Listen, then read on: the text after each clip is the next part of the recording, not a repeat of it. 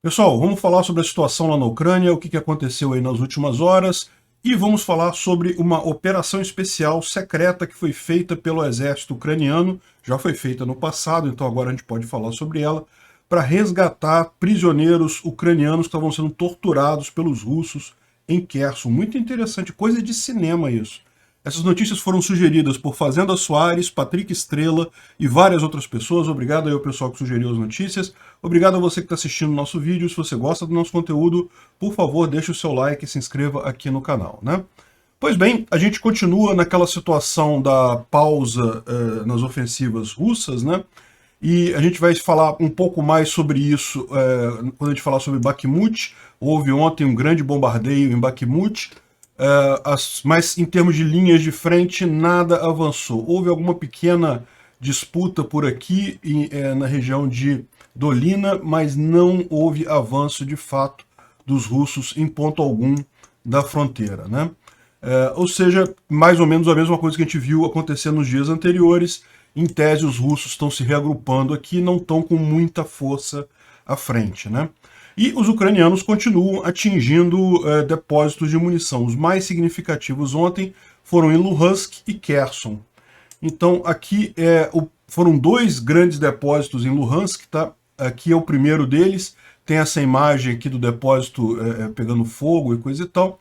Esse aqui é o segundo depósito, são locais diferentes ali, embora mais ou menos próximos, né? Se você olhar aqui, são locais bem diferentes aqui em Luhansk. E mais uma vez a Ucrânia seguindo nesse padrão, né? Agora, repara uma coisa, esse depósito que foi atingido aqui em Luhansk está a mais de 80 quilômetros de Bakhmut. Não tem muitos lugares aqui nessa região que os ucranianos poderiam ter usado para atingir esse depósito, né? Lembra que o limite do HIMARS, dos foguetes que estão sendo usados neste momento pelos ucranianos, né, é entre 70 e 80 quilômetros. Então você atingir um alvo a 87 quilômetros é uma coisa significativa realmente, você conseguir essa distância toda, né? E o que aconteceu nesse caso? Como o único local de onde os ucranianos poderiam ter visado esse depósito aqui em Luhansk era Bakhmut, o que os russos fizeram? Falaram, bom, então o HIMARS está em Bakhmut. E responderam com um forte bombardeio na cidade, lançaram vários mísseis lá em Bakhmut. Muita gente chegou a pensar que seria o início da tentativa de invasão russa de Bakhmut. Lembra que, como eu já falei para vocês, os russos, uma das possibilidades, né, é eles justamente avançarem aqui em direção a Bakhmut quando eles retomarem as atividades ofensivas, né? Outra possibilidade seria aqui em Siversk, aqui no norte, um pouquinho mais a norte aqui. Mas, enfim, foi um bombardeio realmente muito forte em Bakhmut ontem. Por quê? Porque os russos estão no desespero, eles precisam achar uma forma de atingir os HIMARS, né? E essa seria uma maneira, como nesse tiro, ao atingir essa distância tão grande, estava no limite do HIMARS, ele só poderia estar aqui na região de Bakhmut, e foi o que os russos tentaram, né? O outro lugar que foi atingido também pelos ucranianos, né, outro depósito, foi aqui na região de Kherson, numa região nova, tá? Aqui em Chernobyivka, né, a gente já falou, já houve vários depósitos aqui, dessa vez eles atingiram uma área mais ou menos por aqui, uma fazenda que tem nessa região aqui. O que é a suspeita que a gente tem? Né? Que essa fazenda passou a ser usada como depósito de munição pelos russos, né? Então, não tem uma imagem dessa explosão, isso é porque justamente foi num lugar diferente. Lembra, essas imagens todas que a gente recebe aqui, né, de explosões lá na área que está ocupada pelos russos, é porque tem algum ucraniano próximo que filma essas coisas e dá um jeito de mandar isso para o pessoal do lado de cá, né? Ou então, às vezes, também os russos filmam e colocam no Telegram deles e a gente obtém essas imagens aí dessa região, dessas explosões, né? É lógico que não é uma coisa garantida. Então, por exemplo, dessa vez, como foi numa região que não estão acostumados a ter isso, né? Uma região um pouco mais afastada aqui, não temos visão da explosão que aconteceu ali, mas houve detonação de munição, ou seja, houve sucesso nesse ataque, né? Aqui o que dá para ver só é a artilharia antiaérea russa tentando parar, né, esse ataque nessa região ali, mas não tiveram sucesso porque houve a explosão, né?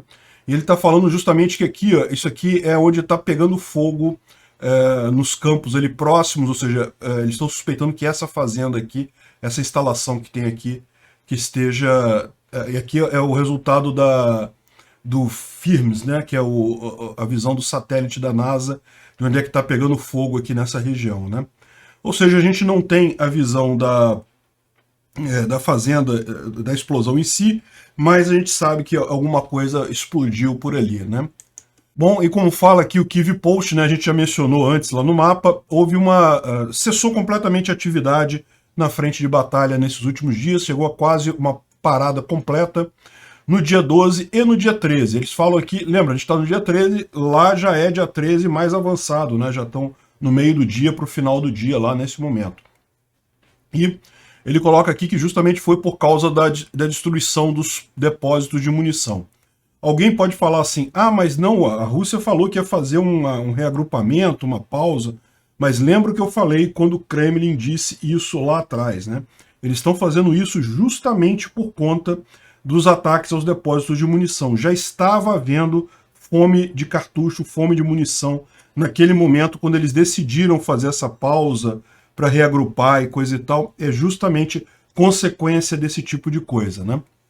E dá para ter uma ideia também da diminuição da violência ali na frente de batalha com essa visão aqui do FIRMS, né, da NASA, né? Para quem não sabe, o FIRMS é aquele detector de incêndio na superfície. Então sempre que você tem um incêndio, você tem esse quadradinho vermelho. É também o mesmo mecanismo usado para medir os incêndios na floresta amazônica, aquele negócio todo. É o mesmo sistema da NASA, né?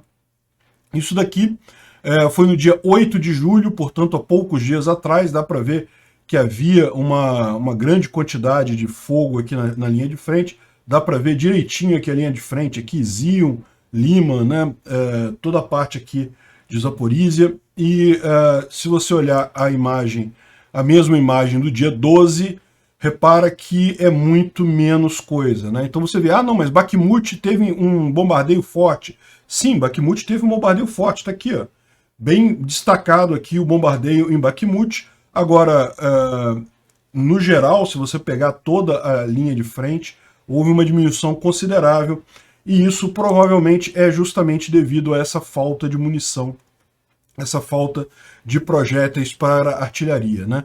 A Ucrânia está de fato conseguindo atingir o objetivo dela, que é impedir o uso da artilharia como a Rússia vem fazendo.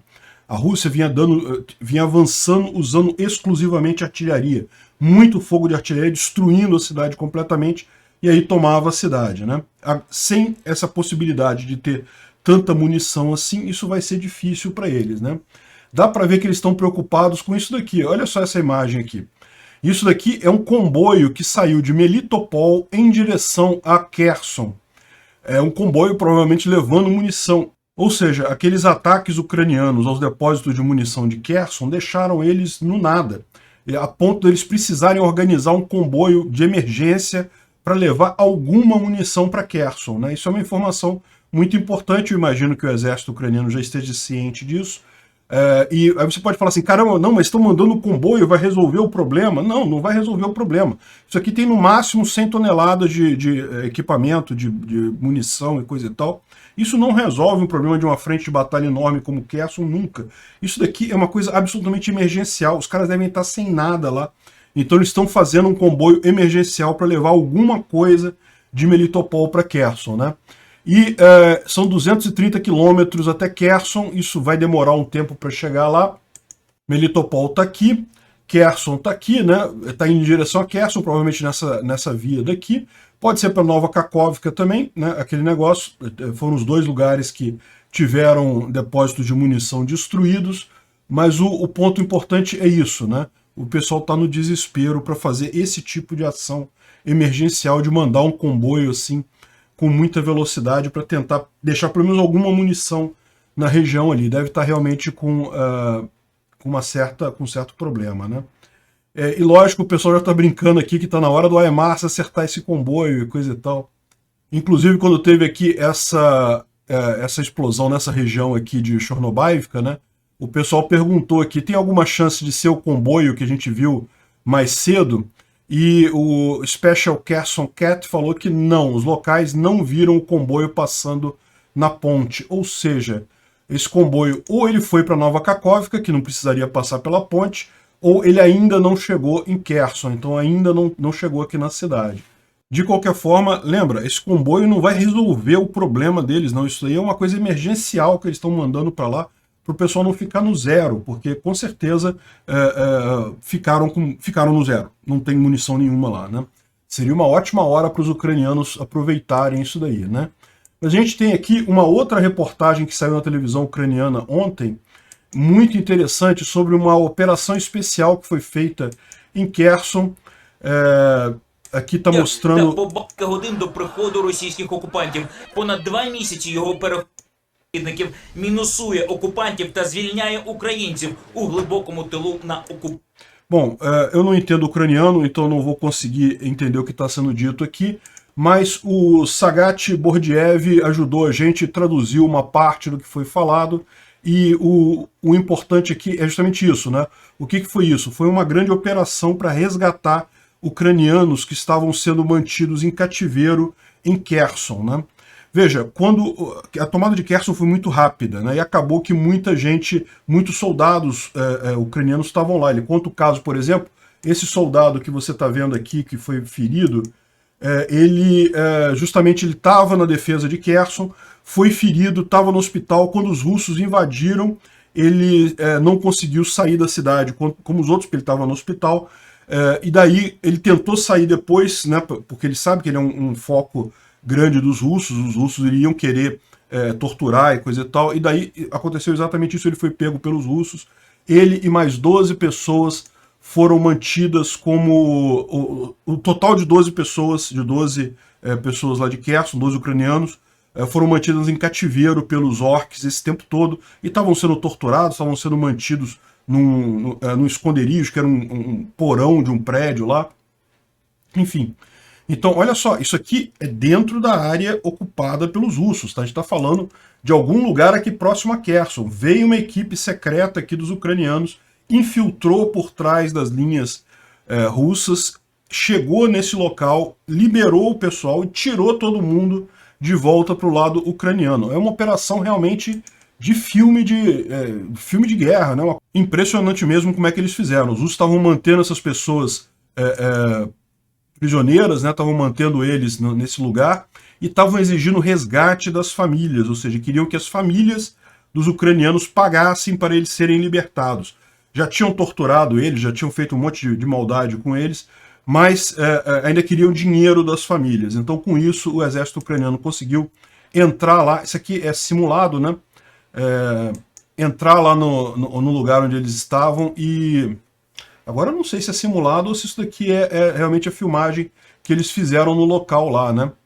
Porque tá bem realista aqui, né? Pode ser que eles tenham filmado isso realmente quando eles foram lá no cativeiro onde estavam sendo mantidos os ucranianos, né? E ainda mataram o guarda russo que estava guardando aquele local lá, né? Parece que os russos tinham deixado minado todo o prédio, ou seja, colocaram minas em torno de todo o prédio e mantinham um guarda tomando conta do cativeiro lá.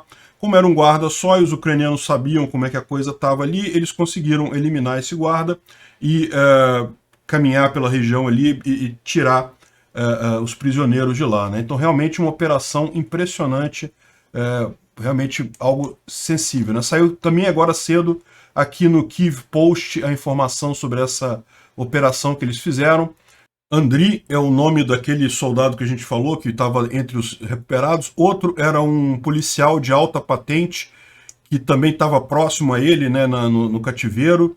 E segundo esse policial, os russos ofereceram a ele uma carreira na ocupação, na administração da ocupação, ou seja, queriam que ele fizesse parte do, entre aspas, governo russo de Kherson.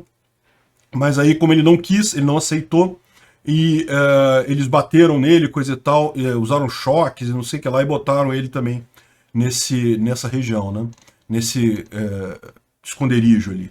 Então, realmente uma operação digna de filme mesmo, impressionante isso. Eu vou deixar os links desse vídeo aqui para quem quiser ver o vídeo na íntegra. Não tem subtítulos, não tem legenda, então é realmente complicado de entender o que eles estão dizendo aqui, mas se você fala ucraniano, você consegue entender. E tem aqui a descrição, eu vou botar o link também desse artigo aqui no Visão Libertária, que tem a descrição do que aconteceu lá, né? Realmente muito bacana esse tipo de operação.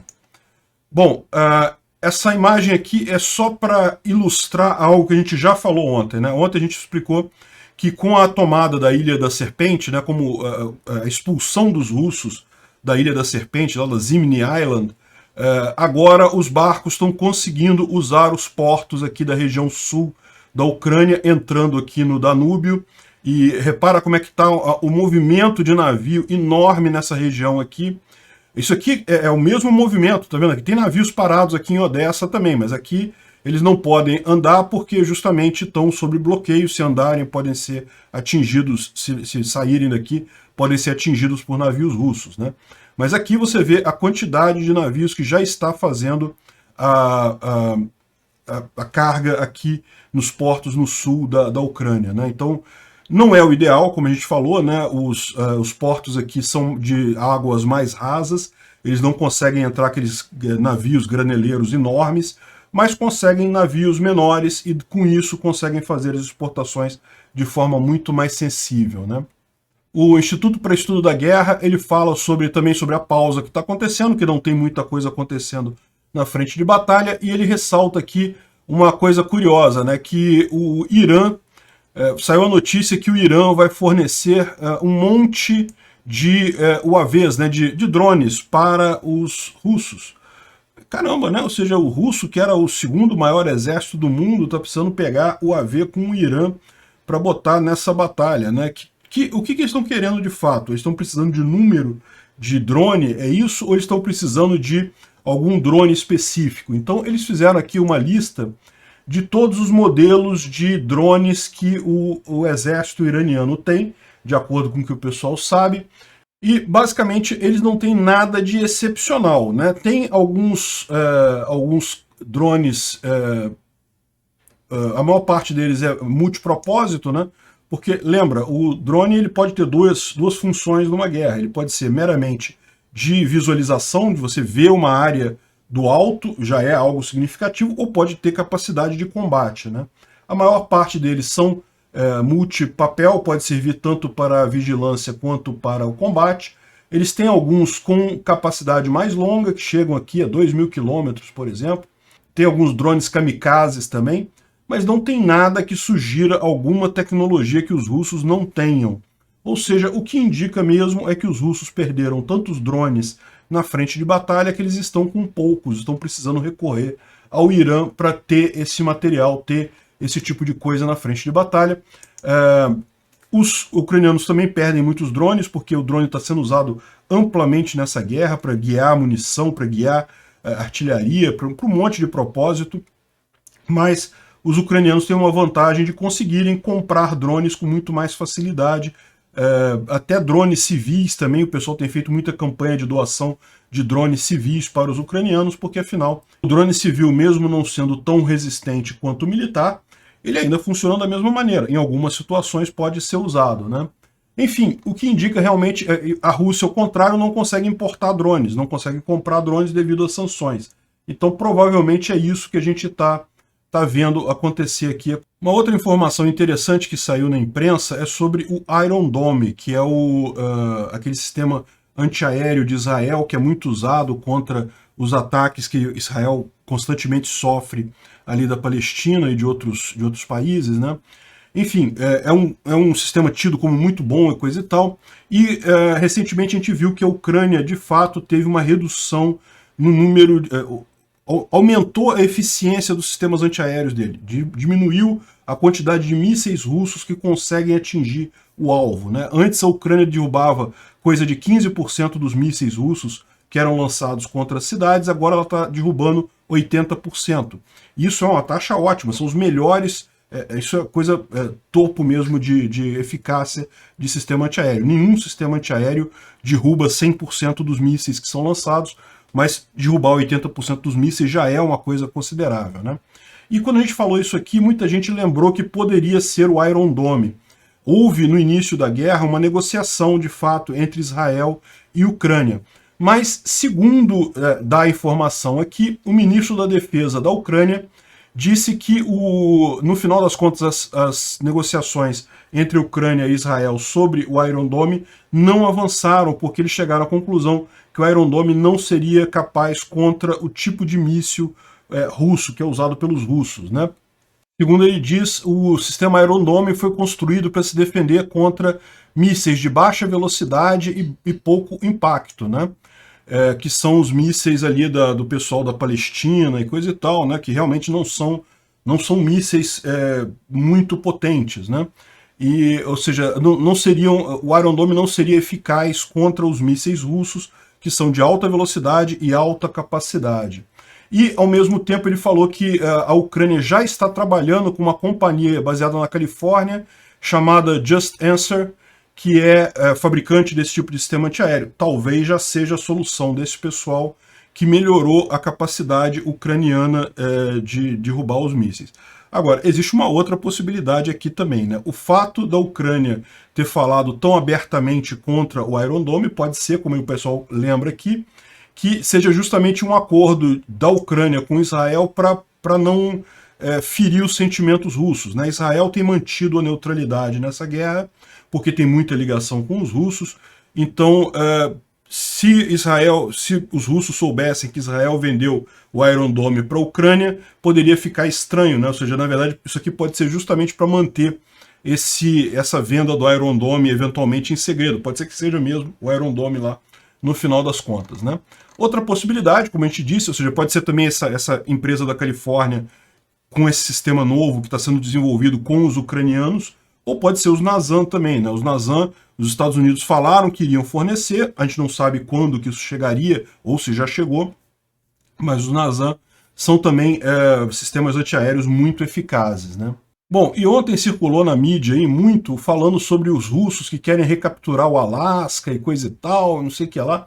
Isso não é papo novo, eu já falei sobre isso há vários dias atrás, já teve declaração lá de deputados da Duma lá falando sobre isso já há bastante tempo.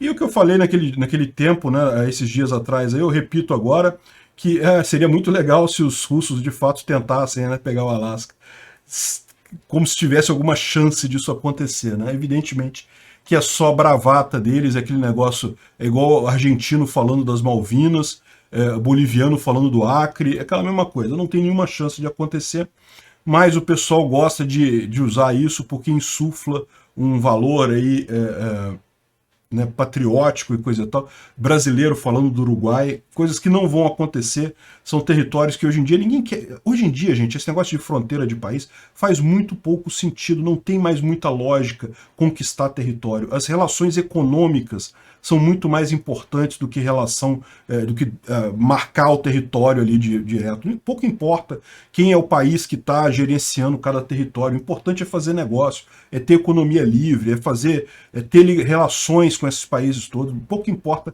quem vai ter área de quem que perdeu no passado e ganhou, não sei o que lá. Isso é totalmente irrelevante. É só os russos mesmo que ainda tem essa ideia absurda aí, levando a sério isso, né? E, finalmente, infelizmente, a gente tem aqui Bolsonaro como garoto de recado do Putin. Certamente o Putin pediu para ele dar esse tipo de declaração aí, talvez em troca do diesel de sangue que Bolsonaro tá comprando aí, né? O Bolsonaro falou que as sanções contra a Rússia falharam, né? Isso é típico de coisa de propagandista russo. A gente sabe a realidade. Falharam nada. A Rússia está sofrendo pra caramba. Aqueles indicadores excelentes. Não, o rublo está valendo não sei quanto. Ninguém está comprando rublo, ninguém está vendendo rublo. Acabou o mercado de rublo. O valor do rublo, agora o Banco Central Russo fala quanto é que é o rublo e pronto. E o pessoal fica acreditando como se o rublo tivesse bom. Superávites gigantescos medidos pelo governo russo. Lógico, é o governo russo que está fazendo a medição ali do que ele ganha, do que ele perde. Não, as sanções estão funcionando sim. A Rússia está passando por dificuldade, é óbvio ver isso na economia deles lá. Shopping center fechando, um monte de loja fechando, um monte de coisa deixando de funcionar. Não conseguem produzir carro, não conseguem produzir nada mais na Rússia por falta de peças do Ocidente, né? Então, sim, as sanções estão funcionando. E a Rússia quer justamente convencer você de que não, porque aí ela tem uma chance de levantar essas sanções, que é o que a Rússia faz. Muito triste ver Bolsonaro nesse papel de moleque de recados do Putin. Obrigado por assistir o vídeo até o final. Além de curtir, compartilhar e se inscrever no canal, considere se tornar patrocinador com valores a partir de R$ 1,99. Clique no botão Seja Membro abaixo para saber as condições e vantagens de patrocinar o canal. Mais informações sobre o nosso projeto, visite nossos sites indicados na tela.